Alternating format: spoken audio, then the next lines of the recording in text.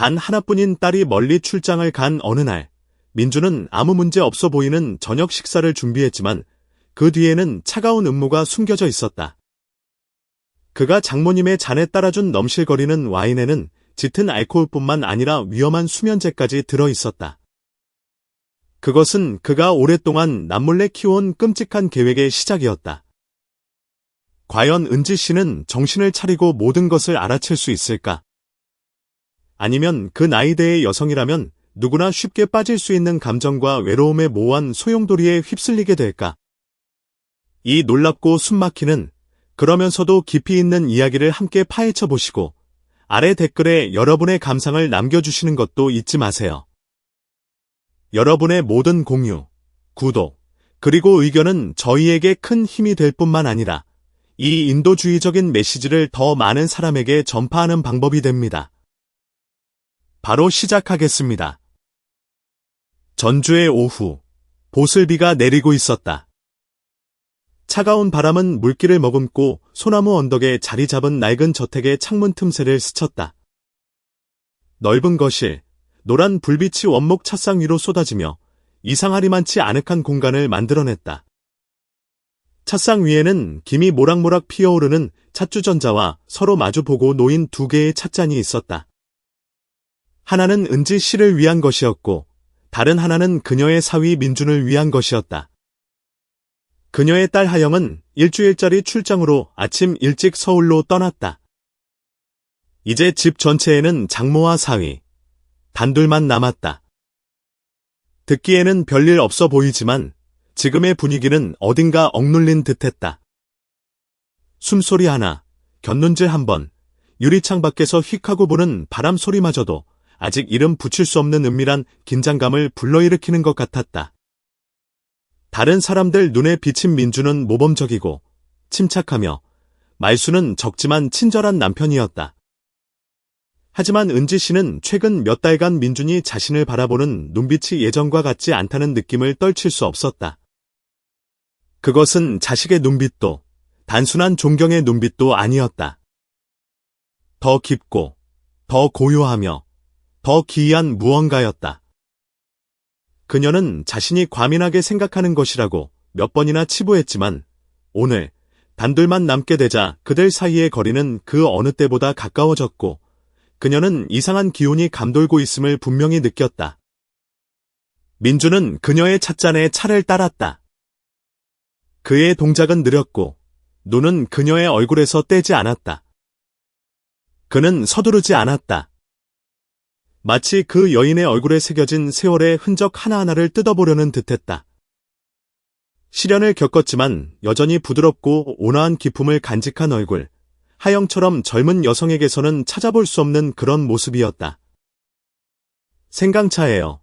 어머님은 여전히 이걸 좋아하시죠? 그가 나지막하고 따뜻한 목소리로 입을 열었다. 은지 씨는 가볍게 고개를 끄덕이며 찻잔을 받았지만 그녀의 눈빛은 예전처럼 편안하지 않았다. 여전하구나. 고맙다. 민주는 미소를 지었지만 시선은 조금도 흔들리지 않았다. 그는 잠시 침묵하다가 천천히 말했다. 두 사람만 있으니 이 집이 더 특별하게 느껴져요. 제 마음속 소리가 들릴 만큼 고요하네요. 은지 씨는 그 말에 순간 흠칫했다. 심오한 의미 때문이 아니라 그가 너무나 진솔하고 명확하게 말했기 때문이었다. 그녀의 마음속에서 무언가 미세하게 흔들렸다. 감정 때문이 아니라 경계심 때문이었다. 산전수전을 겪은 사람의 본능은 가장 부드러운 말들이 때로는 가장 위험한 것들을 감추고 있다는 것을 알고 있었다. 너무 조용하면 심심하단다. 그녀는 일부러 화제를 돌리며 대답했다. 하지만 민준의 시선은 여전히 그녀의 몸짓 하나하나에 고정되어 있었다. 전 그렇게 생각 안 해요. 그가 부드럽게 웃었다. 고요함은 깨닫게 해주죠. 어머님은 제가 한 번도 제대로 이해하지 못했던 분이라는 거요. 이번에는 은지 씨가 찻잔을 내려놓았다. 가볍지만 단호한 동작이었다. 그녀는 그의 눈을 똑바로 쳐다보았다. 한 남자의 아내로 상실과 외로움, 그리고 상처를 겪어낸 여인의 눈빛이었다. 민준아, 무슨 말을 하는 거니? 나는 내 장모고 내 딸이 내 아내다. 오해하게 만들지 말 거라. 공간에 잠시 정적이 흘렀지만 민주는 물러서지 않았다. 그는 등을 기댄 채 여전히 그녀를 뚫어지게 쳐다봤다. 오해하시길 바라는 게 아니에요. 단지 때로는 이름 붙여진 관계가 진짜 감정을 막을 수는 없다는 걸 알아주셨으면 하는 것뿐이에요. 은지 씨는 드레스 자락을 가볍게 움켜쥐었다. 떨리지는 않았지만 심장이 한 박자 엇나갔다. 감동해서가 아니라 당황해서였다. 젊은 남자, 딸의 남편이 자신을 한 명의 여자로 보고 있었다. 어머니도, 연장자도 아닌 살과 피를 가진 한 명의 여자로. 남편이 죽은 후 영원히 묻어두었다고 생각했던, 깊이 숨겨두었던 여성으로서의 감정. 하지만 이제 막삭트기 시작한 이 비정상적인 상황은 그녀에게 무언가 아주 잘못되었다는 느낌을 주었다. 민준아, 피곤할 테니 그만 쉬거라. 그녀는 일어서며 애써 담담한 목소리를 유지했다. 하지만 그를 지나쳐 계단으로 향할 때 그녀는 그의 시선이 자신의 모든 움직임을 쫓고 있음을 분명히 느꼈다. 그 시선은 더 이상 가족의 시선이 아니었다. 그날 밤, 은지 씨는 침대에 누워 멍하니 천장을 바라봤다. 창밖에서는 여전히 비가 일정하게 내리고 있었다. 집은 지나치게 조용했고 텅 비어 있었다. 그리고 더 무서운 것은 아무 일도 일어나지 않았지만 모든 것이 서서히 변하고 있다는 사실이었다. 그녀는 민준의 눈빛, 그가 했던 말, 그리고 있어서는 안 될 침묵의 순간들을 떠올렸다. 그녀가 보아서는 안 될 것을 본 것일까? 아니면 그가 무언가를 숨기고 있는 것일까? 문득 그녀는 침대에서 내려와 물 한 잔을 따랐다. 거실을 지나갈 때 그녀는 걸음을 멈췄다. 민주는 여전히 그곳에 앉아 있었다. 희미한 등불 아래 혼자서 손에는 책을 들고 있었지만 눈은 허공을 응시하고 있었다. 그는 그녀가 등 뒤에 서 있다는 것을 전혀 눈치채지 못했다. 혹은 알면서도 반응하지 않았을 수도 있다. 그녀는 등을 돌려 방으로 돌아갔다. 문손잡이에 손을 얹었을 때 그녀는 자신이 아주 미세하게 몸을 떨었다는 것을 깨달았다. 추워서가 아니라 이 집에서 무언가 매일 자라나고 있다는 예감 때문이었다. 아무도 입에 담지 않지만 못 본 척할 수 없는 무언가. 그리고 바로 그것이 모든 변화의 시작이 될 것이었다. 내일 단둘이 하는 첫 아침 식사는 그녀가 생각하는 모든 것이 사실인지 아니면 그저 자신이 과민한 것인지 확인해야 할 시간이 될 것이었다. 다음 날 아침, 은지 씨는 이상하리만치 피곤한 몸으로 잠에서 깼다. 육체적인 피로가 아니라 밤새 머릿속을 맴돌던 생각들 때문이었다. 민준의 눈빛, 의미심장한 말들, 단둘이 있을 때의 지나치게 긴 침묵. 모든 것이 그녀를 불안하게 만들었다.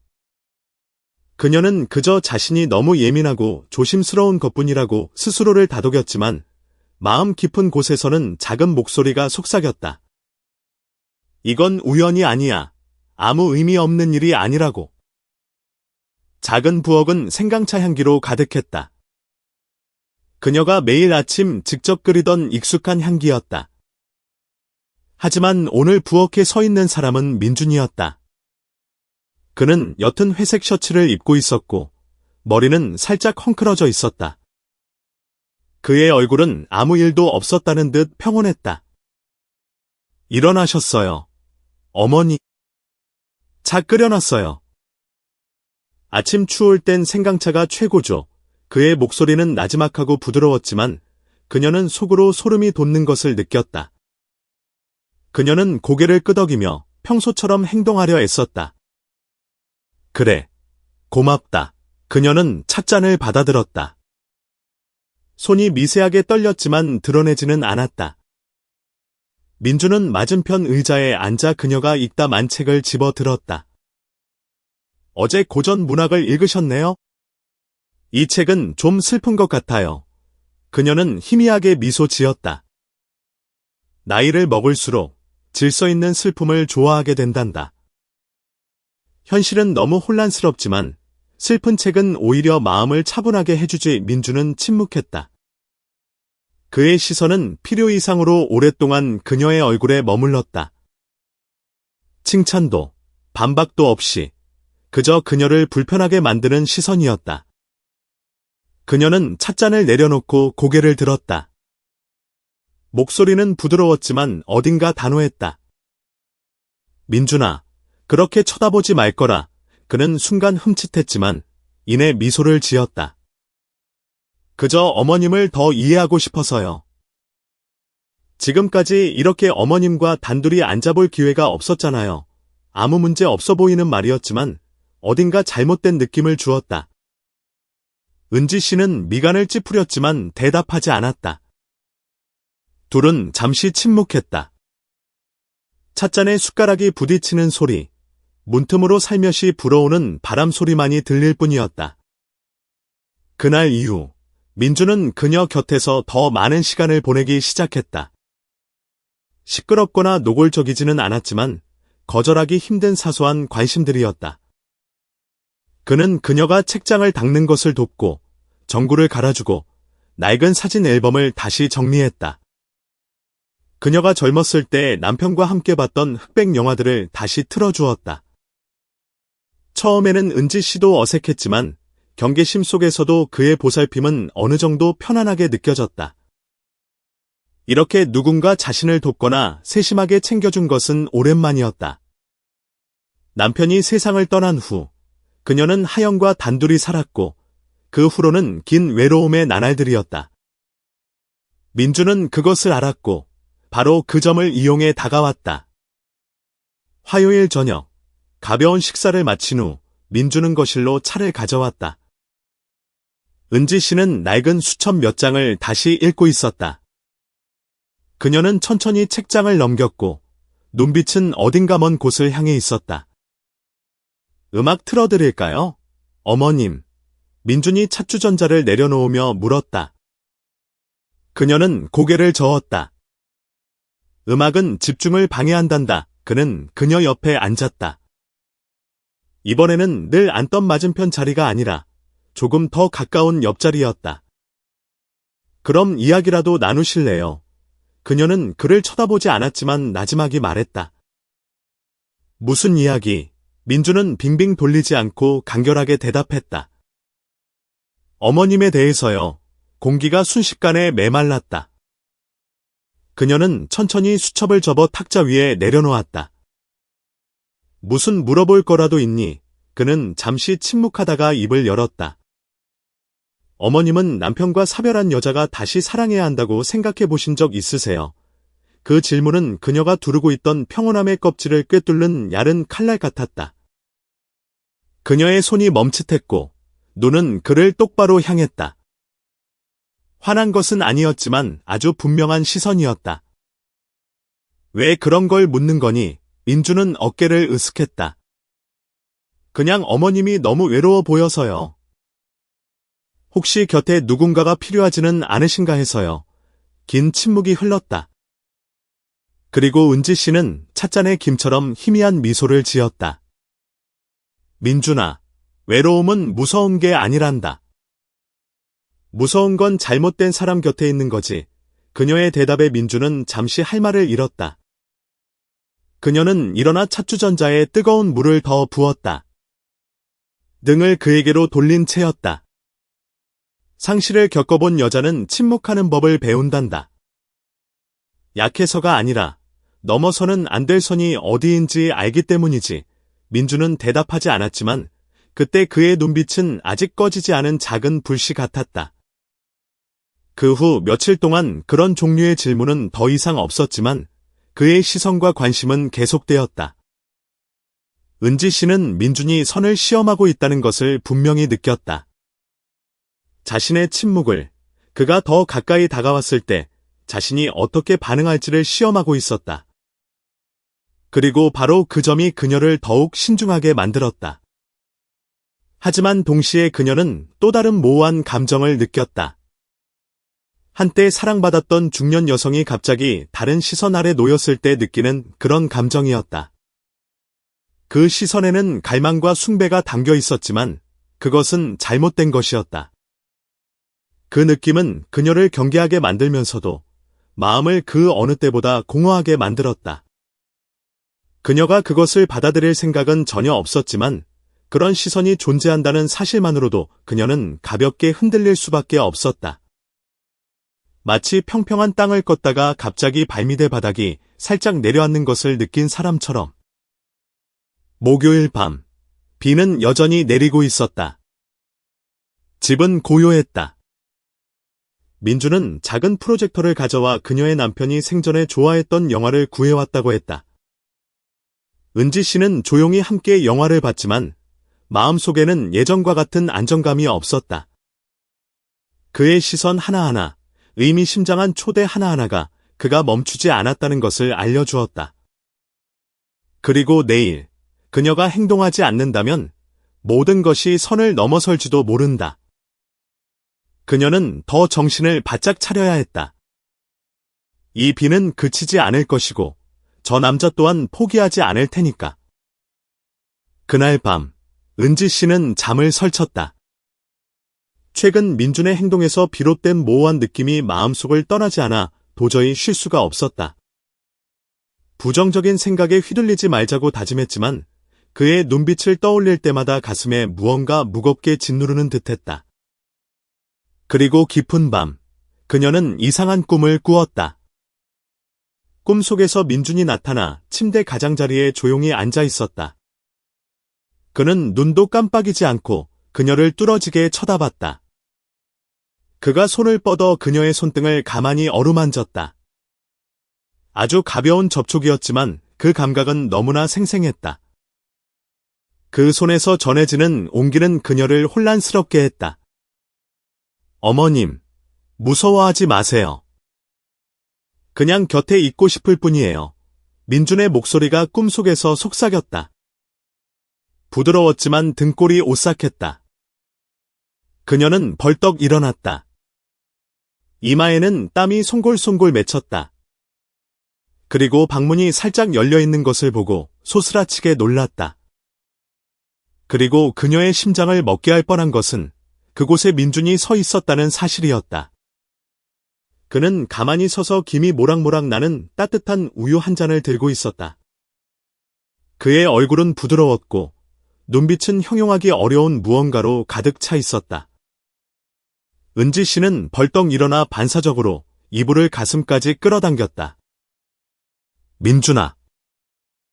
왜 이 시간에 여기 있는 거니? 그녀의 목소리는 놀라움과 경계심으로 완전히 잠겨 있었다.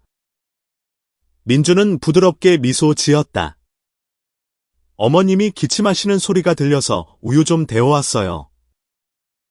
따뜻한 우유가 잠드는데 도움이 될 거예요. 그는 한 걸음 방으로 들어섰다. 손에는 여전히 우유 잔을 들고 있었고 시선은 그녀에게서 떼지 않았다. 방 안의 공기는 마치 보이지 않는 무언가가 사적인 공간을 조용히 침범하는 것처럼 끈적하게 변했다.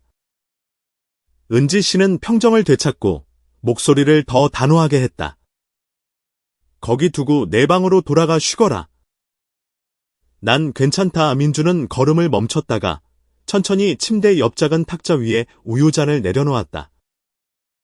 그의 눈은 여전히 불필요할 정도로 그녀에게 집중되어 있었다. 식기 전에 드세요. 전방으로 돌아갈게요. 말을 마친 그는 조용히 문을 닫고 나갔다. 문이 완전히 닫히고 나서야 그녀는 숨을 크게 내쉴 수 있었다. 그녀는 이불 자락을 꽉 쥐었다. 심장이 미친 듯이 뛰었다. 방금 전의 꿈은 정말 일어난 일이었을까? 그의 손이 그녀에게 닿았던 감각이 아직 사라지지 않았다. 정말이었을까? 아니면 너무 피곤한 나머지 마음이 만들어낸 환상이었을까? 그녀는 탁자 위의 우유를 쳐다봤다. 향긋한 냄새가 퍼졌지만 낯설었다. 그녀가 평소 마시던 우유가 아니었고 무언가 달랐다. 그녀는 잔을 들어 냄새를 맡아보았다. 바닐라 향이 조금 진했고 그 안에 아주 희미하지만 우유에 속하지 않는 무언가가 섞여 있었다. 그녀는 마시지 않고 잔을 내려놓았다. 그녀는 일어나 문으로 가서 빗장을 단단히 걸었다. 다시 돌아왔을 때 그녀의 눈빛은 더 이상 놀라움이 아닌 의심으로 가득 차 있었다. 다음 날 아침, 그녀는 일찍 일어났지만 바로 방에서 나오지 않았다. 옷장에서 외투를 찾다가 맨 아래 서랍, 낡은 기념품 몇 개를 보관해두던 곳에 손이 닿았을 때 그녀는 멈칫했다. 30대 초반의 그녀가 붉은 벨벳 드레스를 입고 낡은 집 창가에 서 있던 작은 액자가 사라졌다. 그 사진이 저절로 사라질 리가 없었다. 그녀는 분명히 낡은 일기장 아래 가죽 커버 안에 넣어두었다. 그렇다면 누가 서랍을 열었을까? 누가 그녀가 자는 동안 방에 들어왔을까? 그리고 왜? 그녀는 뒤로 물러서며 방 안을 둘러보았다. 흐트러진 흔적은 없었다. 모든 것이 그대로였다. 하지만 바로 그 그대로라는 사실이 그녀를 소름 돋게 했다. 그 자, 즉 민주는 흔적 하나 남기지 않을 정도로 교묘하고 침착하게 방에 들어왔던 것이다. 그렇다면 어젯밤의 꿈은 정말 꿈이었을까? 그녀는 평온한 척하며 부엌으로 내려갔지만 속으로는 계획을 세우고 있었다. 민주는 이미 그곳에 앉아 평소처럼 신문을 읽고 있었다. 그가 고개를 들어 미소 지었다. 좋은 아침이에요, 어머님. 어젯밤에 우유 드셨어요. 가무렇지 않은 듯한 그 질문이 의심의 불씨에 기름을 부었다. 그녀는 고개를 저으며 차분한 목소리로 말했다. 깜빡 잠이 들었구나. 그는 별다른 반응 없이 고개를 끄덕이고는 탁자 위의 찻주전자에 손을 뻗었다. 그때 그녀는 뒤에 서서 그를 뚫어지게 쳐다봤다. 그 태연한 모습, 세상에 아무 걱정 없는 사람처럼 차를 따르는 그 방식이 그녀를 더욱 경계하게 만들었다. 그날 오후, 그녀는 아무 설명 없이 조용히 자기 방의 자물쇠를 바꿨다. 그녀는 민준에게 자물쇠가 헐거워졌다고 말했다. 그는 더 묻지 않고 고개만 끄덕였지만 그녀의 손에 들린 새 열쇠를 보는 그의 눈빛에는 아주 가늘고 희미하지만 불길한 예감이 스쳤다. 다음 날 밤, 그녀는 문을 단단히 잠그고 3번이나 확인했다. 그리고 잠자리에 들면서 베개 밑에 낡은 휴대폰 하나를 두고 녹음 모드를 켰다. 그녀는 더 이상 기다리고 싶지 않았다. 무슨 일이 생기면 알아야만 했다. 증거만이 그녀를 보호할 수 있는 유일한 것이었다. 그리고 새벽 2시쯤 칠흑 같은 어둠 속에서 아주 희미한 금속 소리가 울렸다. 마치 열쇠 끝이 자물쇠에 살짝 닿는 소리 같았다. 얼마 지나지 않아 문손잡이가 돌아가는 소리가 들렸다. 아주 천천히, 아주 조심스럽게. 하지만 자물쇠는 바뀌었고 문이 열리는 소리는 들리지 않았다. 문밖에서 아주 가깝고 희미한 숨소리만 들릴 뿐이었다. 은지 씨는 숨을 죽였다. 어둠 속에서 눈을 동그랗게 뜨고 몸을 굳혔다. 그녀는 자신의 심장 박동 소리, 가장 작은 소리 하나하나를 똑똑히 들었다. 그리고 모든 것이 조용해졌다. 잠시 후 발걸음이 멀어지는 소리가 들렸다. 다음 날 아침, 그녀는 휴대폰을 확인했다. 녹음 파일은 온전했다. 그녀가 잘못 들은 것이 아니었다. 그날 저녁, 민주는 다시 그녀에게 우유 한 잔을 건넸다. 호두 우유 한번 드셔보세요. 숙면에 좋은 거라고 해서 사왔어요. 그녀는 거절하지 않고 받았지만 바로 마시지는 않았다. 바닐라 향은 여전히 진했지만 이번에는 무언가 더 고소한 맛이 났다. 그녀는 우유잔을 가만히 쥐고 그를 똑바로 쳐다봤다. 민준아, 요즘 내가 잠을 잘 못 자는데 우유가 부족해서가 아니라 불안해서 그런 것 같구나. 민주는 전혀 놀란 기색 없이 미소 지었다. 어머님이 곧 안정을 되찾으셨으면 좋겠어요.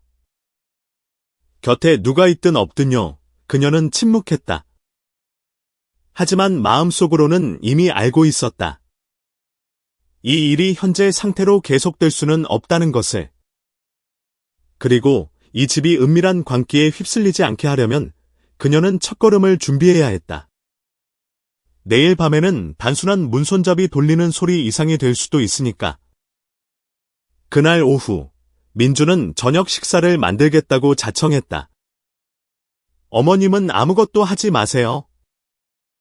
오늘 제가 솜씨 좀 부려볼게요. 그는 부드럽게 웃었다. 그의 다정한 얼굴과 따뜻한 목소리는 상대방이 거절하기 어렵게 만들었다.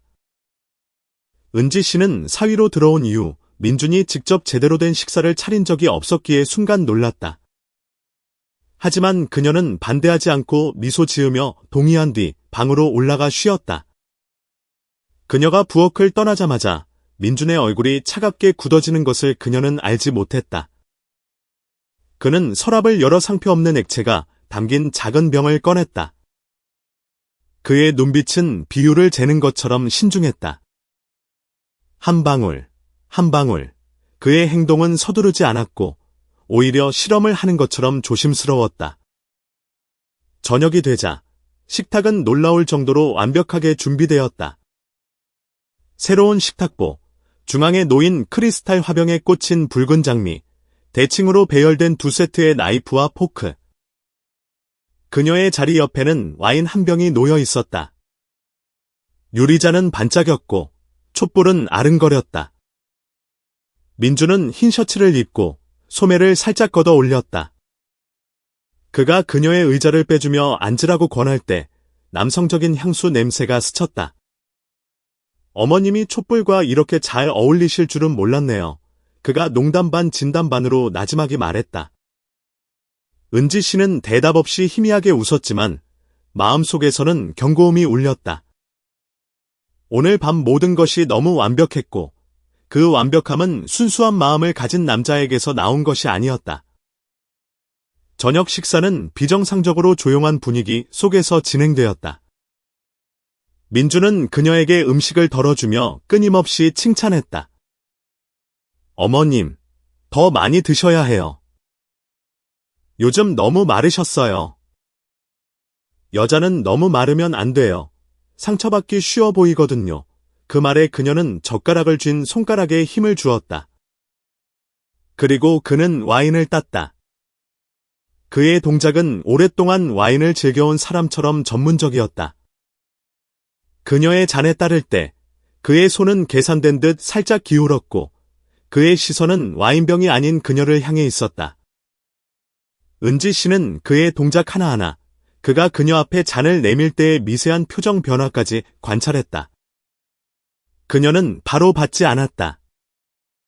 네가 먼저 마시렴. 그녀는 담담한 목소리로 말했다. 민주는 미소 지으며 자기 잔으로 가볍게 한 모금 마셨다. 한번 드셔보세요. 이 와인은 세지 않아서 이 스테이크랑 아주 잘 어울려요. 계속 거절할 수 없어서 그녀는 잔을 들어 입술에 살짝 가져갔다. 처음에는 부드러운 단맛이 혀끝을 스쳤지만 그 안에는 형용하기 어려운 무언가가 섞여 있었다. 아주 희미하고 옅은 쓴맛, 마치 한약 같기도 하고 와인에 있어서는 안 될 무언가 같았다. 그녀는 작은 한 모금을 마시고 잔을 내려놓았다. 마음속 경계심은 최고조에 달했다. 민주는 아무 일 없다는 듯 계속 이야기를 했다. 그는 대학 시절 이야기, 하영을 처음 만났을 때, 그리고 어머니의 보살핌을 받는 느낌이 마치 어린 시절로 돌아간 것 같다는 이야기를 했다. 저는 그런 느낌을 한 번도 가져본 적이 없어요. 아세요? 그의 눈빛에는 평소보다 더 짙은 무언가가 담겨 있었다. 어머님 곁에 있으면 안전하고 따뜻하고 충만한 느낌이 들어요. 은지 씨는 온몸에 소름이 돋았다. 분위기는 더 이상 가족의 저녁 식사가 아니었다. 상대방이 너무나 완벽하게 연기하고 있는 무대였다. 15분 후, 그녀는 가벼운 현기증을 느끼기 시작했다. 완전히 어지러운 것은 아니었지만 무언가 머리를 흐릿하게 만들고 있었다. 즐겁게 이야기하는 민준의 완전히 평온한 얼굴을 보며 그녀는 깨달았다. 날씨 탓도 나이 탓도 아니었다. 와인 때문이었다. 무언가 첨가된 와인. 하지만 그녀는 당황하지 않았다. 그녀는 재빨리 식탁 주위를 훑어보았다. 부드러운 식탁보, 등 뒤에 의자 쿠션, 그리고 한 번의 기회. 현기증이 뚜렷해지기 시작했을 때 그녀는 갑자기 손을 놓고 머리를 살짝 기울이며 의자에 몸을 기댔다. 기절한 척했다. 말 한마디 없이, 저항 없이, 그저 저녁 식사 도중에 의식을 잃은 몸이었다. 민주는 깜짝 놀라 벌떡 일어서며 나지막이 불렀다. 어머니. 어머님. 그리고 그는 다가와 숨을 확인하고 이마에 손을 얹었다. 그녀는 숨을 고르게 쉬고 눈을 꼭 감았다. 심장은 빠르게 뛰었지만 절대 티내지 않았다. 거짓 혼수 상태 속에서 그녀는 그의 숨결이 귓가에 닿는 것을 똑똑히 느꼈다. 잠시 후 그녀는 몸이 부드럽게 들어 올려지는 것을 느꼈다. 민준이 속삭였다. 괜찮아요. 제가 방으로 모셔다 드릴게요. 그녀의 방이 아니라는 것을 그녀는 알았다. 그리고 예상대로 살짝 눈을 떠 훔쳐보니 그는 그녀를 하영의 방으로 데려가고 있었다. 오랫동안 쓰지 않았지만 여전히 깨끗하고 조용하며 정문에 있는 CCTV의 시야에서 벗어난 방이었다. 그녀를 침대에 눕히고 민주는 이불을 덮어주었다. 그의 시선은 오랫동안 그녀의 얼굴에 머물렀다. 그의 한 손이 그녀의 머리카락을 부드럽게 쓸어 넘겼다. 다정하면서도 소름 끼치는 몸짓이었다. 어머님은 그때처럼 아름다우세요. 그가 나지막이 말했다. 그리고 그는 방을 나갔다. 문을 잠그지는 않았지만 불도 켜지 않았다. 공기는 끈적하게 변했다. 그녀는 여전히 움직이지 않았다. 그의 발소리가 완전히 사라지고 나서야 그녀는 감히 눈을 떴다. 방은 어두웠고 그녀의 심장을 먹게 한 것은 이것이었다. 침대 머리맡 탁자 위에 그녀의 젊은 시절 낡은 사진 한 장이 놓여 있었고 그 옆에는 시들기 시작한 작은 흰 국화 한 다발이 있었다. 지난 이틀 동안 그녀가 찾던 바로 그 사진이었다. 민준이 가져간 그 사진. 그녀는 떨리는 손을 뻗어 액자를 만졌다. 목이 메었다. 더 이상 두려움이 아니라 소름 끼치는 공포였다. 민주는 무슨 생각을 하고 있는 걸까? 그는 무엇을 상상하고 있는 걸까? 이렇게 치밀한 시나리오를 짤 수 있는 남자라면 도대체 아직 하지 않은 일이 무엇일까? 그 질문이 그녀의 머릿속에서 경종처럼 반복해서 울렸다. 나는 평범한 사람과 살고 있는 걸까? 아니면 선량한 얼굴을 한 정신병자와 살고 있는 걸까? 그리고 이번에 정신 차리지 않으면 다음번에는 눈을 뜨지 못할 수도 있었다. 은지 씨가 저녁 식사 도중 쓰러졌다가 하영의 방에서 베개 옆에 놓인 낡은 사진과 함께 깨어난 그날 밤 이후 그녀는 모든 선이 넘어섰다는 것을 알았다. 하지만 두려워하는 대신 그녀는 침묵을 지키며 그 게임에 직접 뛰어들기로 했다. 자신이 상황을 통제하고 있다고 믿는 자가 사실은 한 걸음 한 걸음 유인당하고 있는 위험한 심리 게임이었다. 은지 씨는 행동 방식을 바꾸기 시작했다. 말 한마디, 눈빛 하나, 고개를 끄덕이는 것까지 모두 신중하게 계산되었다. 그녀는 더 이상 이전처럼 경계하는 모습을 보이지 않았다. 오히려 부드럽고 친근하게, 마치 민준의 존재에 익숙해진 것처럼 행동했다. 그것은 포기가 아니라 조심스럽게 펼쳐놓은 새로운 덫이었다. 민준은 그것을 느꼈다. 그는 은지 씨가 현기증을 느낀 그날 이후 조금 부드러워졌다고 생각했다. 이전의 날카로운 거절은 이제 가벼운 끄덕임이나 짧은 사교적인 미소, 혹은 더 이상 피하지 않는 눈빛으로 바뀌었다. 그는 약이 효과가 있었고 그녀가 서서히 흔들리고 있다고 믿었다. 그리고 주관적인 판단이 이성을 압도하기 시작했을 때 그는 잘못된 걸음을 내딛기 시작했다. 그날 밤, 집은 다시 정적에 잠겼다. 하영은 여전히 출장 중이었고 집에는 아무도 없었다. 은지 씨는 방에 조용히 누워 있었다. 침대 옆등은 부드러운 주황빛을 내고 있었고 그녀의 숨소리는 깊은 잠에 빠진 것처럼 규칙적이었다. 하지만 그 고요한 이불 아래에는 한 여인이 눈을 크게 뜨고 이불을 꽉 쥔 채 기다림으로 온몸을 긴장시키고 있다는 것을 아는 것은 그녀 자신뿐이었다. 위험이 닥치기를 기다리는 것이 아니라 그것이 어떤 방식으로 나타날지 기다리는 것이었다. 새벽 2시가 넘었을 때 문이 살며시 열리는 소리가 들렸다. 바람 소리인지 낡은 경첩 소리인지 분간하기 어려웠다. 하지만 이내 아주 가볍고 규칙적인 발소리가 들렸다. 일부러 소리를 내지 않으려는 듯한 걸음걸이였다. 은지 씨는 눈을 감고 정말 잠든 것처럼 숨을 천천히 내쉬었다. 심장이 강하게 뛰었지만 절대 티내지 않았다.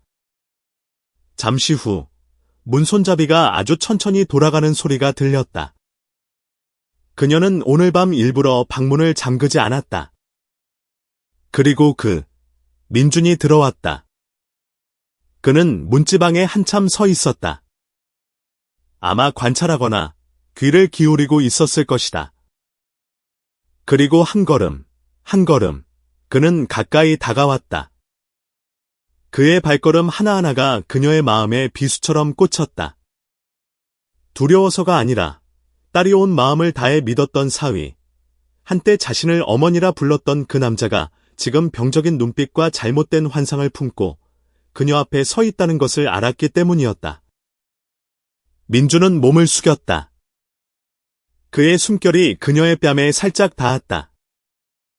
그녀는 그가 갈아입지 않은 셔츠 깃에서 나는 희미한 담배 냄새를 똑똑히 느낄 수 있었다. 그의 손이 올라와 그녀의 얼굴 가까이에서 멈칫하더니 떨리는 손길로 베개 끝을 만졌다. 부드러우면서도 소름 끼치는 몸짓이었다.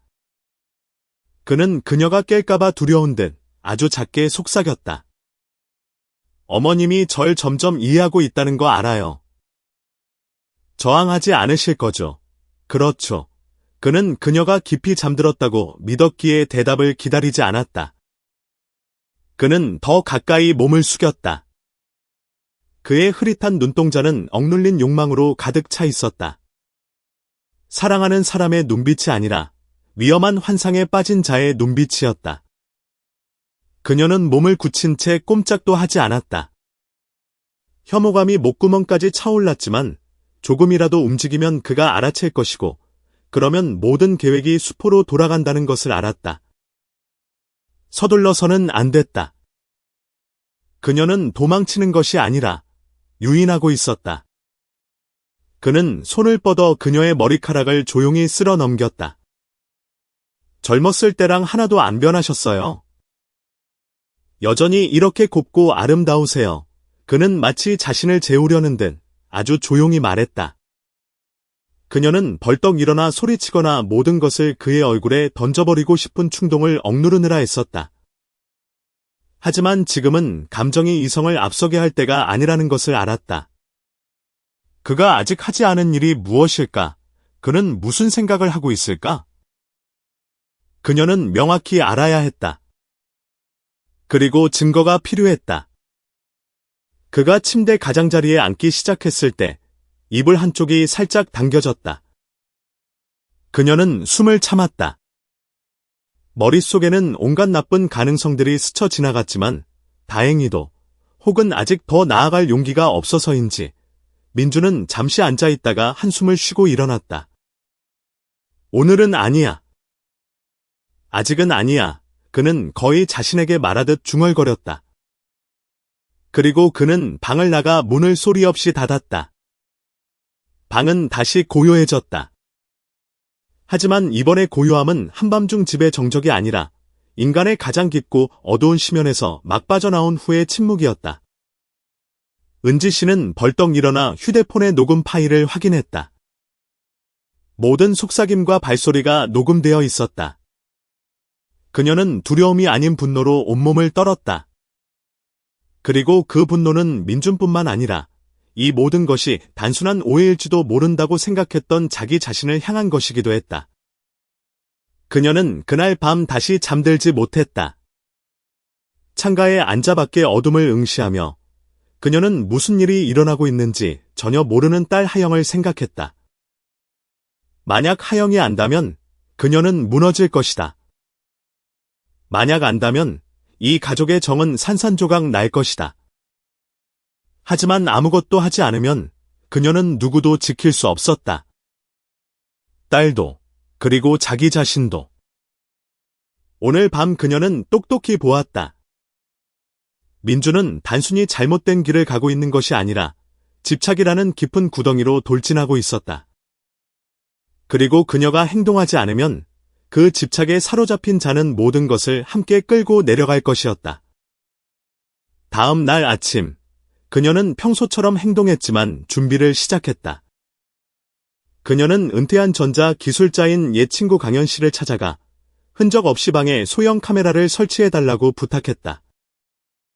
그녀는 그날 밤 그가 다시 돌아올 것을 알았다. 하지만 이번에는 그가 직접 보게 할 것이었다. 과도한 환상에 빠진 사냥꾼이 어떻게 자기 게임의 먹잇감이 되기 쉬운지를. 그날, 민주는 은지 씨에게 기분 전환 삼아 외출하자고 제안했다. 이유는 그럴듯했다. 요즘 날씨가 계속 흐린데 어머님이 계속 집에만 계시면 우울해지실 수 있어요. 그는 걱정스러운 목소리로, 부드러운 눈빛으로, 전혀 무례하지 않은 태도로 말했다. 다른 사람이 봤다면 장모를 걱정할 줄 아는 착한 사위라고 생각했을 것이다. 하지만 은지 씨는 더 이상 그런 겉모습에 속을 만큼 순진하지 않았다. 그녀는 이것이 단순한 산책이 아니며 가족애에서 비롯된 관심도 아니라는 것을 잘 알고 있었다.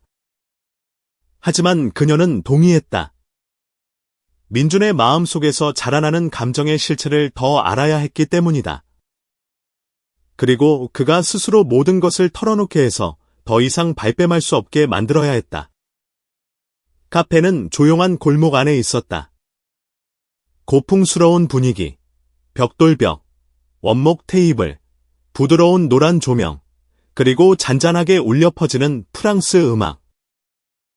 카페 안에는 구석에 몇 사람만 흩어져 앉아 있었다.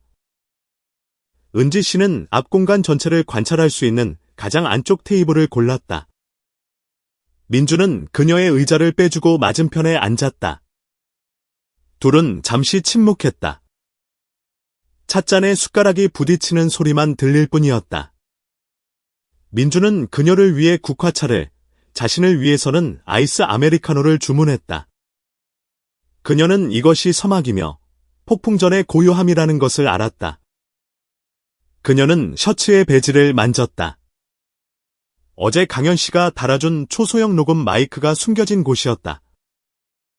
그녀는 두렵지 않았다. 민준이 입을 열기만 하면 모든 것이 명확한 근거를 갖게 될 것이었다. 여기 어떠세요? 어머님, 민준이 입을 열었다. 조용하구나, 그녀는 짧게 대답했다. 전 이 장소가 좋아요. 억지로 꾸미지 않아도 되거든요. 집에 있을 땐 항상 압박감을 느껴요. 아마 하영이가 너무 많이 기대해서 그런가 봐요. 은지 씨는 대답 없이 가볍게 고개를 끄덕였다. 그는 계속했다. 하지만 어머님과 여기 있으면 숨통이 트여요. 어머님은 제가 누군가가 되어야 한다고 강요하지 않으시잖아요. 제가 침묵할 때 나무라지도 않으시고요. 제 표정 하나하나를 살피지도 않으시죠. 은지 씨는 민준이 이렇게 빨리 말하는 것을 처음 봤다. 그의 말은 터진 둑처럼 쏟아져 나왔다. 하지만 그 말들 속에서 그녀는 더 중요한 것을 들었다. 억압. 통제되지 않으면 위험할 수 있는 억압이었다. 어머님, 이 말씀은 드려야겠어요. 충격받으실 거 알지만 말하지 않으면 제가 미쳐버릴 것 같아요. 은지 씨는 고개를 들었다. 그녀의 표정은 변함없었지만 테이블 아래 손은 꽉 쥐어지고 있었다. 오래전부터 어머님을 사랑했어요. 민주는 흔들림 없는 목소리로 똑바로 쳐다보며 말했다. 그 말은 숨막힐 듯한 공간의 강타처럼 떨어졌다. 은지 씨는 여전히 침묵했다. 놀라지도, 과민하게 반응하지도 않고 이상할 정도로 침착하게 그를 쳐다볼 뿐이었다. 사랑해요. 어머님, 그가 반복했다. 하영이의 어머니라서가 아니라 제 어머니라서요. 제가 한 번도 가져본 적 없는 꿈속의 어머니, 은지 씨는 찻잔을 내려놓았다. 그녀의 목소리는 나지막했지만 분명했고 조금도 당황하지 않았다. 네가 지금 무슨 말을 하는지 알고 있니? 알아요. 민주는 고개를 끄덕였다. 잘못된 거 알아요. 하지만 감정은 틀릴 수 없어요. 전 하영이를 남편이 아내를 사랑해야 하는 방식으로 사랑하지 않아요. 항상 무언가 부족하다고 느꼈는데 어머님과 함께 살면서 그게 무엇인지 알게 됐어요. 그녀는 고개를 기울였다. 목소리는 여전히 부드러웠다. 그래서 내가 응답할 거라고 생각하는 거니? 민주는 그녀를 간절하고 광기 어린 눈빛으로 쳐다봤다. 절 혐오하지 않으시잖아요. 절 밀어내지 않으셨잖아요. 곁에 있게 해주셨잖아요.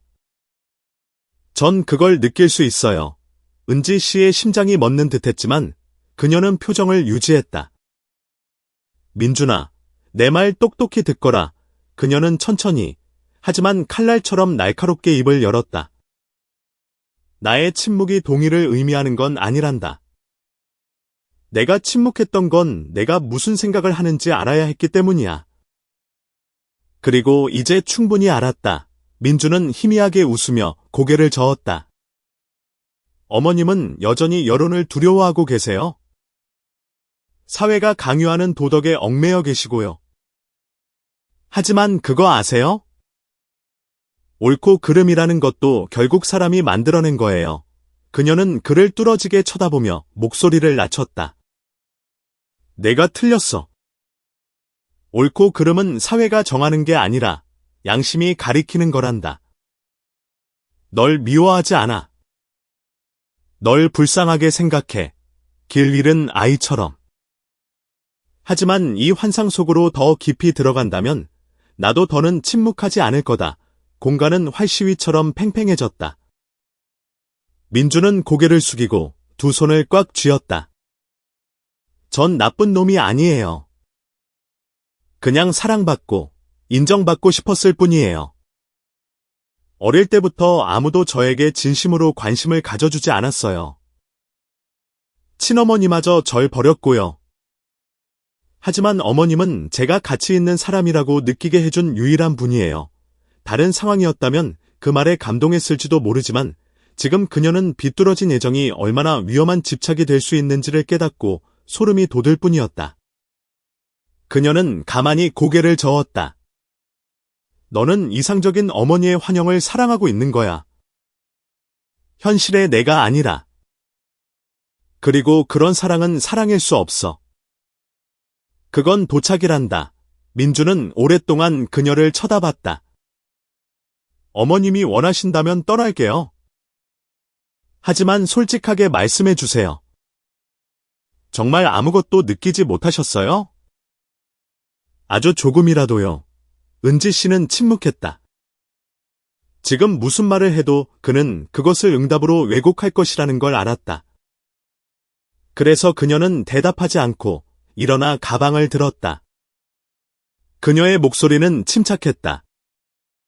경찰에 신고하지는 않겠지만 이 일이 계속되게 두지는 않을 거다.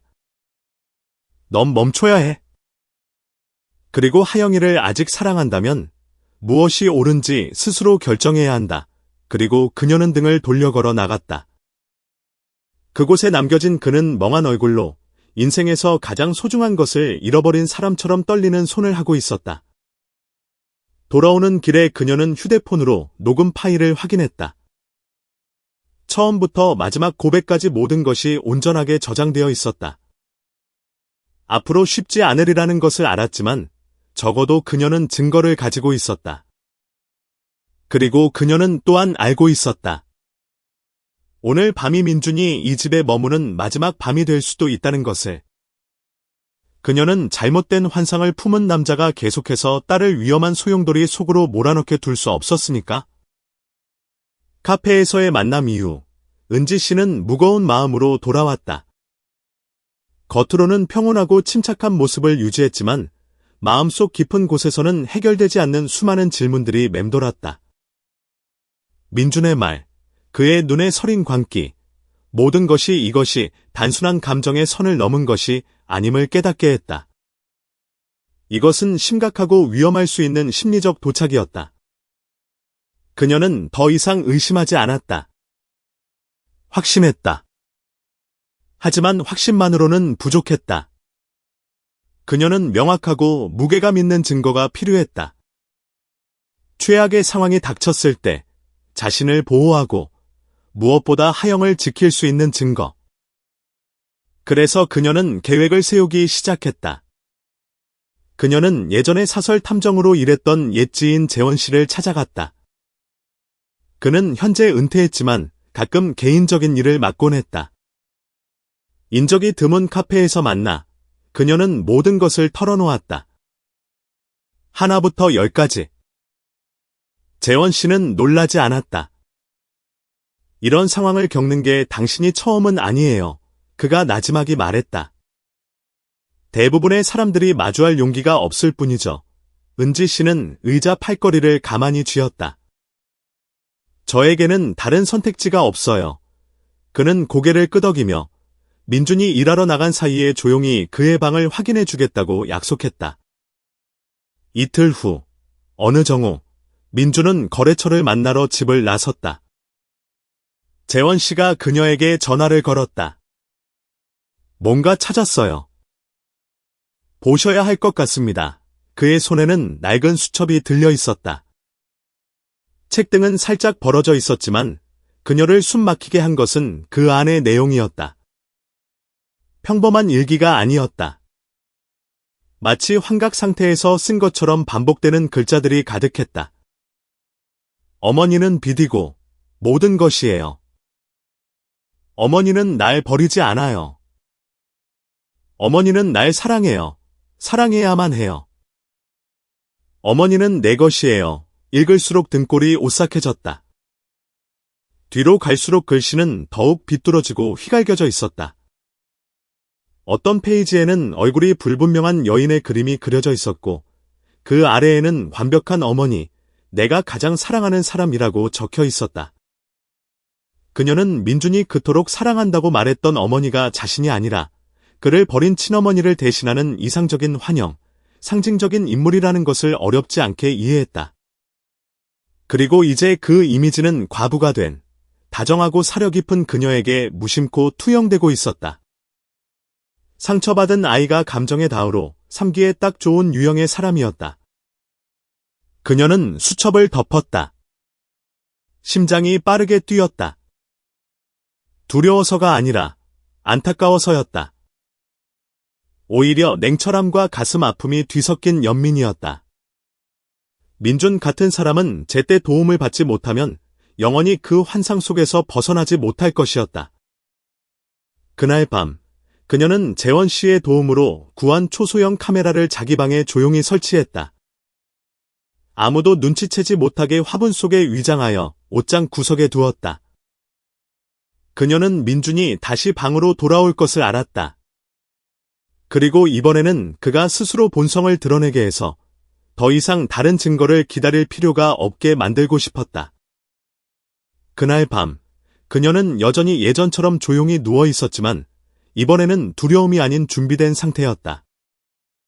그리고 민준은 그녀를 실망시키지 않았다. 새벽 1시가 넘었을 때 그는 그림자처럼 가볍게 들어왔다. 그는 바로 그녀에게 손대지 않고 침대 가장자리에 앉아 그녀의 젊은 시절 사진을 손에 들었다. 바로 그가 이전에 몰래 가져갔던 그 사진이었다. 그는 사진을 가만히 쓰다듬으며 속삭였다. 어머님, 기다리게 해서 죄송해요. 하지만 이번에는 어디에도 보내지 않을 거예요. 은지 씨는 여전히 잠든 척했지만 민준의 말 한마디 한마디는 그녀에게 큰 충격을 주었다. 그녀의 머릿속에는 더 이상 두려움이 없었다. 형언할 수 없는 애처로움만이 남았다. 제대로 사랑받지 못하고 애정 결핍 속에서 자라나 가족애와 사랑이라는 개념 자체에서 길을 잃은 아이. 그리고 이제 그 아이는 어른의 몸에 갇혀 그녀가 한 번도 발을 들인 적 없는 세계를 스스로 꾸며내고 있었다. 그곳에서 그녀는 주인공이었다. 민주는 몸을 숙여 그녀의 손에 가만히 손을 댔다. 그의 눈은 몽롱했다. 우리 둘만 있으면 돼요. 어머님만 있으면 돼요. 카메라는 모든 것을 기록했다. 그녀는 더 이상 아무 말도 할 필요가 없었다. 다음 날 아침, 그녀는 재원 씨를 불러 영상과 수첩을 건넸다. 경찰에 신고할 생각은 없었다. 아직은 아니었다.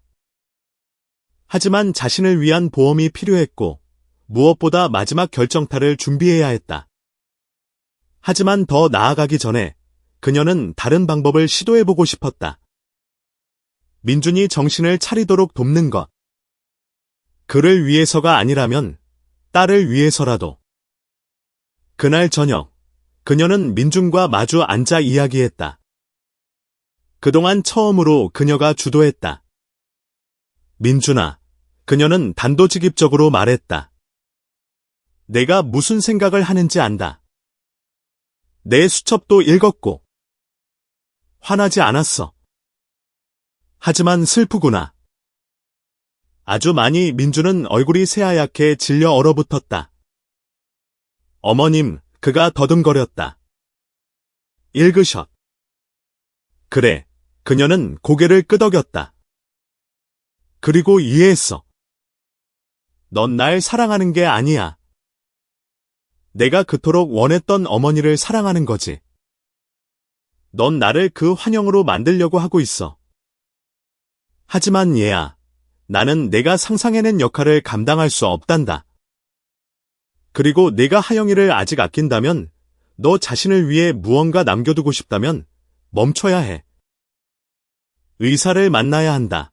민주는 아무 말 없이 고개를 숙인 채 떨었다. 그는 소리 없이 울었다. 그저 조용한 눈물이 손등 위로, 차가운 바닥 위로 떨어질 뿐이었다. 그녀는 일어나 그의 어깨에 손을 얹었다. 내일 집을 나가거라. 널 미워해서가 아니야. 내가 여기 계속 머문다면 모든 것을 되돌릴 수 없게 될 거라는 걸 알기 때문이야. 민주는 대답하지 않았지만 그녀는 그 순간 그가 이해했다는 것을 알았다. 그날 밤, 집은 무서울 정도로 정적에 휩싸였다. 더 이상 음악 소리도, 민준의 의미 없는 대화 소리도 들리지 않았다. 그리고 은지 씨 또한 더 이상 평소의 무심한 태도를 유지하지 않았다.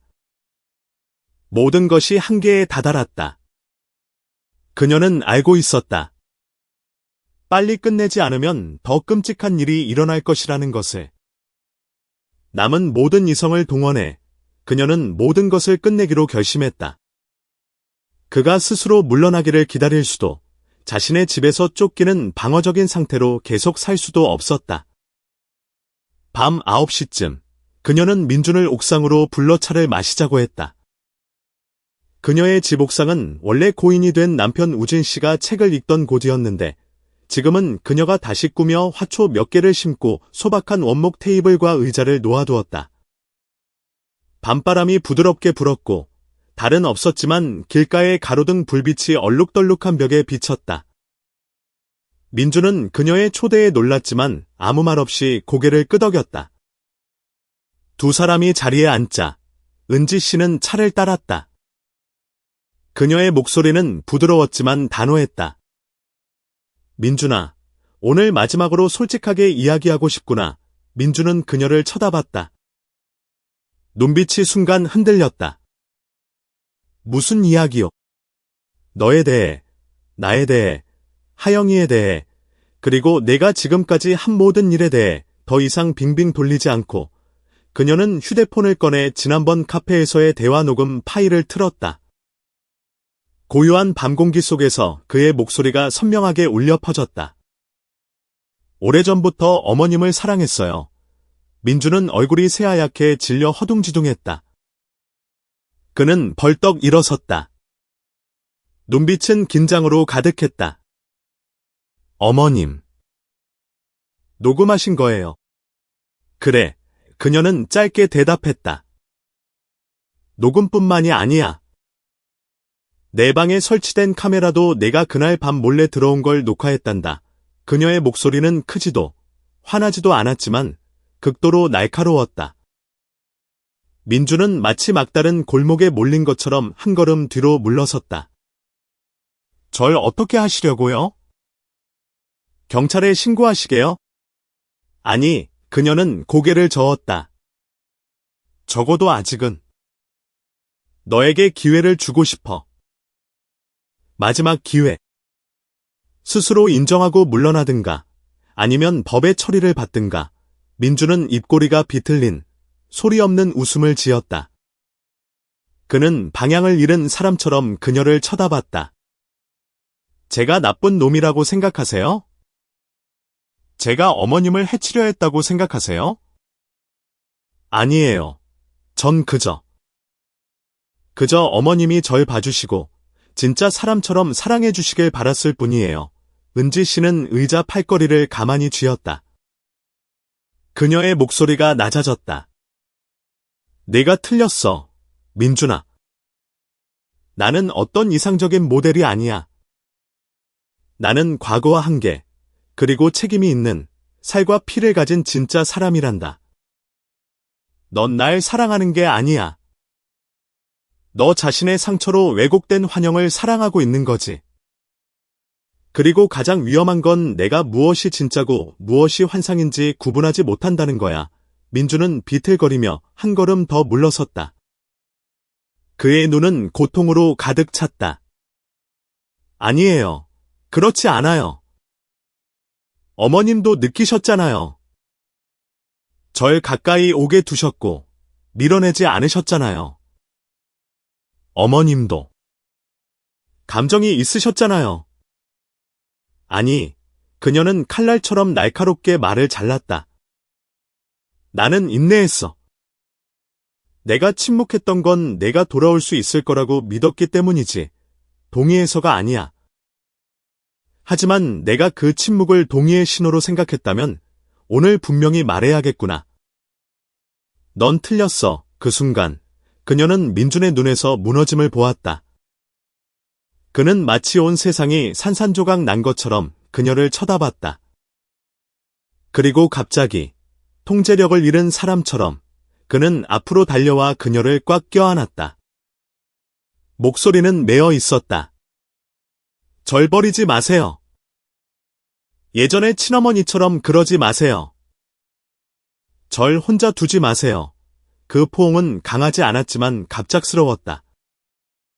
그녀는 균형을 잃고 반사적으로 뒤로 물러섰다. 그리고 그 순간 아주 짧은 1초 동안 민주는 발을 헛디뎠다. 그는 난간 가장자리에서 비틀거렸다.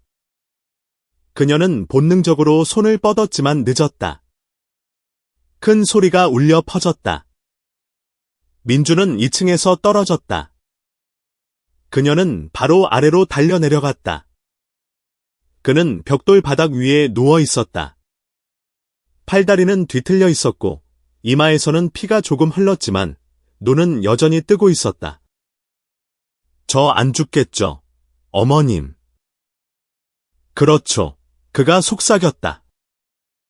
그녀는 망설임 없이 구급차를 불렀다. 마음은 혼란스러웠지만 책임감은 그녀가 옳은 일을 하도록 만들었다. 민주는 병원으로 이송되었다. 척추 부상, 오른쪽 다리 골절, 그리고 심각한 정신적 충격. 의사는 그가 육체뿐만 아니라 정신적으로도 장기적인 치료가 필요할 것이라고 말했다. 며칠 후, 그녀는 병원으로부터 전화를 받았다. 민준이었다. 그의 목소리는 약했지만 분명했다. 어머님. 절 용서해 주실 수 있으세요? 그녀는 바로 대답하지 않았다.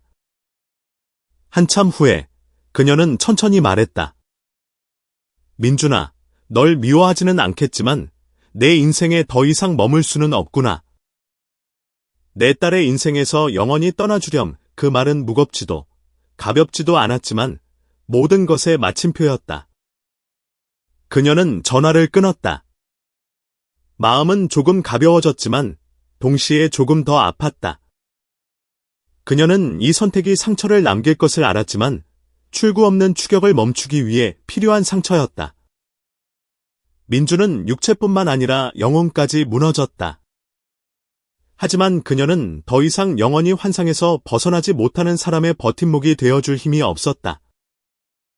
민준이 병원에서 퇴원한 날부터 그에 대한 모든 정보는 완전히 사라진 듯했다. 아무도 그가 어디로 갔는지, 무엇을 하는지 알지 못했다. 그저 조용하고 긴 공백만이 남았다. 은지 씨는 놀라지 않았다. 그녀는 말하지 않았지만 마음 깊은 곳에서는 민준처럼 영혼의 뿌리부터 상처를 입은 사람은 중간에 쉽게 멈추지 않을 것이라는 것을 항상 알고 있었다. 그는 사라져야 했다. 일종의 도피처럼, 자신이 사랑이라고 착각했던 잘못된 환영을 지우는 방법처럼. 하영은 아무것도 의심하지 않았다. 그녀는 그저 민준이 마음을 정리할 개인적인 공간을 찾고 싶어 한다고 생각했다. 그 사람 스트레스가 너무 심했나 봐요. 엄마. 그녀는 한번 엄마 옆에 앉아 말했다. 속마음을 잘 털어놓지 않아서 무슨 생각을 하는지 모르겠어요. 시간이 정말 필요한가 봐요. 은지 씨는 부드럽게 미소 지었다. 대답도, 부정도, 확인도 하지 않고 그저 침묵을 선택했다. 그녀는 지금의 진실 한마디가 비록 옳은 말일지라도 불필요한 칼날이 될 것임을 알았기 때문이다. 때로는 말하지 않는 것이 어머니가 자식에게 해줄 수 있는 마지막 사랑의 방식이었다. 초가을의 어느 오후, 햇살이 옅어질 무렵, 은지 씨는 방구석에 혼자 앉아 있었다. 작은 책상, 하얀 종이, 그리고 우진 씨가 쓰던 낡은 만년필. 글자들이 천천히, 규칙적으로 나타났다. 미사여구도, 원망도 없이 그저 하영에게 쓰는 편지였다. 보내기 위해서가 아니라 모든 것을 털어놓고 마음에 더 이상 아무것도 남기지 않기 위해서였다. 엄마는 너무 오랫동안 침묵했단다. 내가 이 편지를 절대 읽지 못하겠지만 이 말은 해야 할 것 같아. 지난 몇 달 동안 너는 이 집에서 아무 걱정 없이 살았지만 엄마가 무슨 일을 겪었는지 아마 모를 거야. 나와 내 남편 사이에는 비뚤어진 감정이 있었어. 나에게서 시작된 것은 아니었지만 나를 무서운 소용돌이 속으로 끌어들였지. 누구도 원망하지 않아. 그저 슬플 뿐이야. 치유되지 않은 영혼 하나가 얼마나 많은 파장을 일으킬 수 있는지 생각하면 말이야. 그녀는 멈췄다. 손이 떨렸다. 가슴 속 감정이 큰 파도처럼 밀려왔지만 그녀는 무너지지 않았다. 그녀는 계속해서 썼다. 한 줄 한 줄 쓸수록 글은 점점 무거워졌다. 너에게 말하지 않은 건 네가 날 원망할까봐 두려워서가 아니었어. 세상의 선한 것들에 대한 내 믿음을 잃게 될까봐 두려웠단다. 모든 사람에게는 어두운 면이 있고 때로는 그 어두운 면이 통제되지 않으면 주변 사람들을 상처 입히게 되지. 하지만 우리가 모든 것을 증오의 시선으로만 본다면 지킬 만한 것은 아무것도 남지 않을 거야. 편지는 6장이 넘었다. 다 쓴 후 그녀는 편지를 접어 봉투에 넣고 단단히 봉했다. 봉투에 적힌 딸의 이름을 보자 마음이 조여왔다. 아마 다른 세상, 모든 것이 이렇게 얽히지 않은 세상이었다면 그녀는 이 편지를 하영의 책상 위에 올려놓아 무슨 일이 있었는지 딸이 이해하게 했을 것이다. 하지만 이곳은 그런 세상이 아니었다. 때로는 침묵이 마지막 보호수단이 되는 세상이었다. 그날 밤, 그녀는 뒷마당으로 나가 작은 금속 난로 앞에 앉았다. 그녀는 편지를 태웠다. 불길이 타오르며 종이 끝을 핥았고 글자들은 타들어가며 희미한 붉은 빛 속으로 사라졌다. 재가 가볍게 날아 바람에 섞였다. 마치 존재한 적 없었던 것처럼. 그녀는 편지가 다 탄 후에도 오랫동안 앉아 있었다. 아무 말도, 한숨도 쉬지 않았다. 하지만 처음으로 눈물이 조용히 흘러내렸다. 아파서가 아니라 자신이 옳은 일을 했다는 것을 알았기 때문이었다. 사흘 후, 엽서 한 장이 도착했다. 보낸 사람도, 받는 사람 주소도 없이 부산의 우체국 소임만 찍혀 있었다.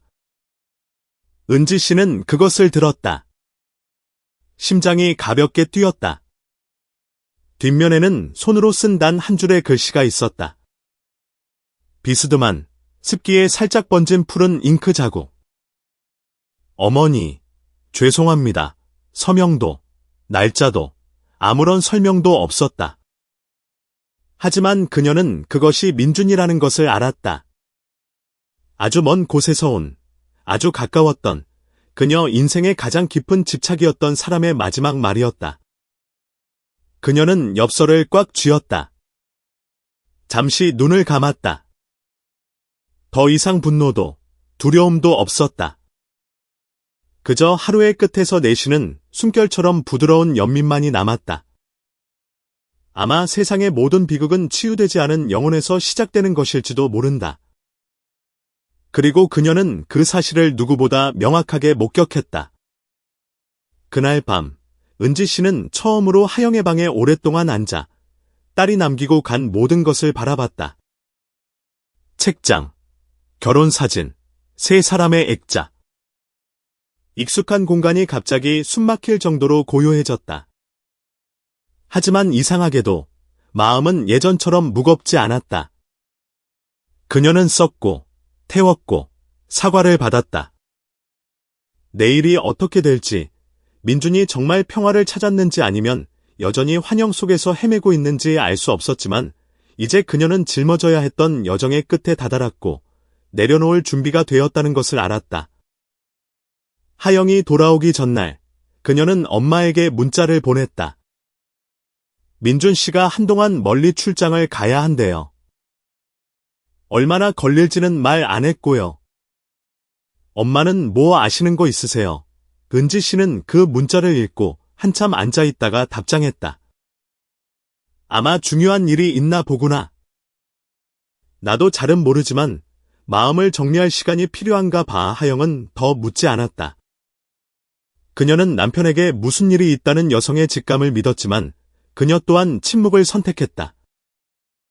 나약해서가 아니라 아마도 마음 깊은 곳에서는 지금 파헤쳐서는 안 될 어둠이 있다는 것을 알았기 때문일 것이다. 그날 아침, 하영은 긴 출장을 마치고 집에 돌아왔다. 대문에 들어서자마자 그녀는 크게 외쳤다. 엄마, 저 왔어요. 그녀의 목소리는 예전처럼 밝았다. 하영의 마음속 세상은 여전히 그대로 평화롭고 익숙하며 아무런 혼란이 없는 듯했다. 은지 씨가 집 안에서 나와 미소 지었다. 엄마 여기 있다. 들어오렴. 내가 제일 좋아하는 김치찌개 끓여놨어. 하영은 엄마를 껴안으며 눈을 반짝였다. 세상에, 엄마 최고! 배고파 죽는 줄 알았어요. 식사는 웃음소리로 가득했다. 하영은 새로운 동료부터 까다로운 고객까지 온갖 이야기를 늘어놓았다. 불과 몇 주 전만 해도 이 집이 은밀한 파도와 산전수전 겪은 한 여성과 길 잃은 영혼 사이의 조용한 대결로 가득 찼던 곳이라는 사실을 전혀 모르는 채 모든 것은 은지 씨의 마음 깊은 곳에 조용히 묻혔고 한마디도 새어나오지 않았다. 하영이 식사 중에 한 번 물었다. 민준 씨는 요즘 왜 엄마한테 전화 안 해요? 엄마한테 안부 전화드린다고 했었는데 은지 씨는 젓가락을 잠시 멈췄다가 부드러운 목소리로 말했다. 바쁜가 보지. 그리고 사람마다 조용한 시간이 필요할 때가 있단다. 엄마는 그것도 좋다고 생각해. 하영은 고개를 끄덕이며 더 묻지 않았다. 엄마 말을 믿어서일 수도 있고 마음속에서 어렴풋이 이상하다고 느끼는 무언가를 깊이 파고들고 싶지 않아서일 수도 있었다. 점심 식사 후 두 사람은 팻마루에 앉아 차를 마셨다. 부드러운 바람이 나뭇잎 사이를 스치고 햇살은 얼룩덜룩한 벽에 비쳤다. 은지 씨는 조용히 슬프지도 기쁘지도 않은 채 앞의 하늘을 바라봤다. 수많은 폭풍을 겪고 난 후에만 얻을 수 있는 아주 특별한 평온함이었다. 하영이 엄마 어깨에 기대며 나지막이 말했다. 엄마, 요즘 좀 달라 보이세요? 더 차분하고 부드러워지셨는데 조금 거리감이 느껴져요. 저한테 하실 말씀 있으세요? 은지 씨는 딸을 돌아봤다. 그녀의 눈은 모든 파도가 잠잠해진 호수 같았다. 아무것도 아니란다. 그냥 엄마가 조금 침묵하는 법을 배우는 중이야. 중요한 것들을 지키기 위한 침묵. 하영은 다 이해하지는 못했지만 그 말에 담긴 부드러움을 느낄 수 있었다. 그녀는 엄마의 손을 가만히 쥐었다. 엄마가 행복하시다면 그걸로 됐어요. 두 사람은 그렇게 앉아 더 이상 아무 말도 하지 않았다. 그저 새소리, 바람소리, 그리고 기억의 틈새로 스며드는 평화로운 소리를 들을 뿐이었다. 은지 씨는 자신이 민준을 용서했는지 알지 못했다. 아마 완전히는 아닐 것이다. 하지만 그녀는 더 이상 두렵지 않았고 한밤중에 문 열리는 소리에 놀라지 않았으며 그의 비정상적인 시선이 스쳐 지나갈 때 억지로 평온한 표정을 짓지 않아도 된다는 것을 알았다. 그리고 무엇보다 그녀는 하영을 위해 가장 아름다운 것, 상처 없는 기억을 지켜주기로 선택했다. 부산에서 온더머니, 죄송합니다라는 글씨가 적힌 엽서는 그녀가 여전히 낡은 책 속에 간직하고 있었다. 기억하기 위해서가 아니라 되돌릴 수 없는 실수가 있지만 뒤늦은 사과라도 누군가 잠에서 깨어났다는 신호임을 스스로에게 상기시키기 위해서였다. 해가 질 무렵 하영은 엄마를 차에 태우고 시장에 갔다. 차 안에서 그녀는 무심코 말했다. 민준 씨가 자신을 위해 더 좋은 걸 찾았으면 좋겠어요. 그렇죠, 엄마. 은지 씨는 고개를 끄덕이며 나지막이 대답했다. 그래, 엄마도 그렇게 바란다. 하지만 그녀는 덧붙이지 않았다. 때로는 누군가 당신에게 다가오는 이유가 당신을 사랑해서가 아니라 그들 마음속의 공허함을 채우기 위해서라는 것을. 그리고 당신이 그것을 알아챌 만큼 강하지 않다면 그들은 당신의 도덕, 경계, 그리고 평화까지도 삼켜버릴 수 있다는 것을. 당신에게 다가오는 모든 사람이 사랑 때문은 아니다. 어떤 이들은 마음속에 구멍을 가지고 있으며 그것을 채우기 위해 도덕마저 삼킬 준비가 되어 있다. 은지 씨는 그 문장을 쓰지도 벽에 걸지도 않았지만 그것은 결코 지워지지 않을 교훈처럼 그녀의 마음속에 깊이 새겨졌다. 그날 밤 하영은 일찍 잠들었고 은지 씨는 여전히 방에 앉아 책을 읽었다. 차는 오래전에 식었고 밤바람은 시원하게 불어왔다. 그녀는 가만히 눈을 감고 펼쳐진 책 위를 부드럽게 쓰다듬었다.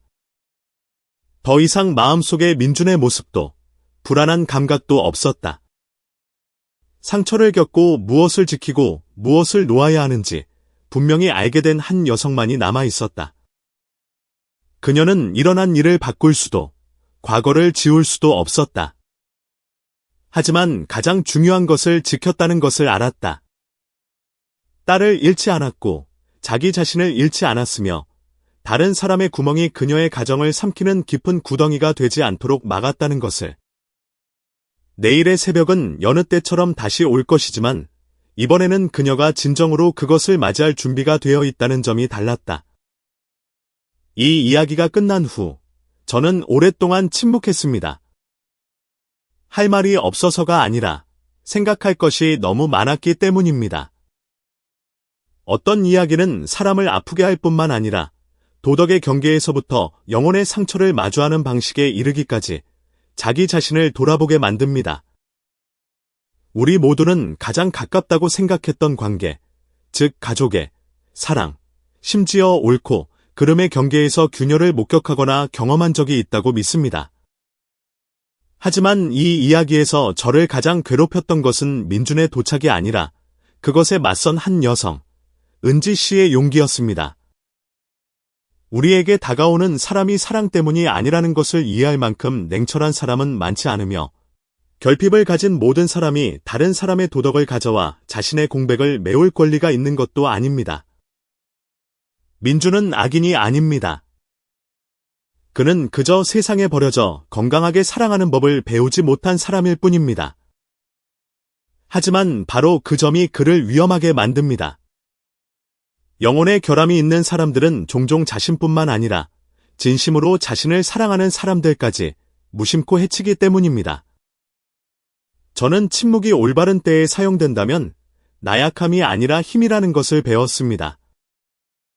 은지 씨는 딸을 보호하기 위해 침묵을 선택했고 남은 순수함을 지키기 위해 관용을 선택했지만 동시에 연민 때문에 자신이 희생자가 되지 않도록 적절한 때에 멈출 줄 알았습니다. 그녀의 강인함은 눈물에 있는 것이 아니라 필요할 때 보여주는 냉철할 정도의 이성에 있었습니다. 이 이야기는 저에게 용서가 때로는 수용이 아니라 복수하지 않기로 선택하는 것이며 소리치지 않고 마침표를 찍을 수 있을 만큼 강해졌을 때 가능하다는 것을 깨닫게 했습니다. 그리고 만약 당신이 이 마지막 문장까지 읽고 계신다면 저처럼 잠시 시간을 내어 성찰해 보시기를 바랍니다. 당신의 삶에서 혹시 우리가 아직 알아채지 못한 경계를 넘어서는 사람이 있지는 않나요? 우리는 올바른 방식으로 침묵하고 있나요?